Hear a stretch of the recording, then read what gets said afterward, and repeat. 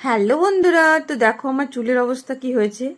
পুরো জটে ভরে গেছে। এই যে দুদিন একটু শরীরটা খারাপ ছিল, তো চুলটা ভালো করে ঝাড়াইনি, আর চুলের অবস্থা দেখো পুরো ফাঁসে ভরে গেছে।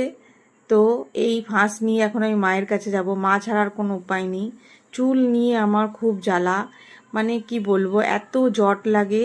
হুম তেল দিলে একরকম কুকুরে যাবে, শ্যাম্পু দিলে আর একরকম হয়ে যাবে। তো মা ছাড়া আর কোনো উপায় নেই, মাই লাস্ট ভরসা আমার এই চুলের। তো মা থাকলে খুব ভালো হয়, মা খুব সুন্দর করে জটগুলো ছাড়িয়ে দেয়। মা যতদিন আমার ঘরে থাকে আমি আর চুল ছাড়াই না, মায়ের কাছেই চুল ছাড়াই। আর মা কি সুন্দর চুল ছাড়িয়ে দেয়। আমার মা ভালো চুল ছাড়াতেও পারে, একটুও লাগে না, আবার খুব সুন্দর খোপাও করতে পারে। আমি যখন কোনো বিয়ে বাড়ি যাই, মা যদি আমার বাড়িতে থাকে, তো মা খুব সুন্দর খোপা করে দেয়। হ্যাঁ, আগেকার দিনের মানুষ হলেও মা অনেক কিছু জানে, খুব ভালো চুল বাঁধতে পারে। তো আমার মেয়েরও বেঁধে দেয়, তো মেয়েরও জট ছাড়িয়ে দেয়। তো আমাদের বাড়িতে মা থাকলে আমার মেয়ে আর আমি মায়ের কাছেই মোটামুটি চুল ছাড়াই।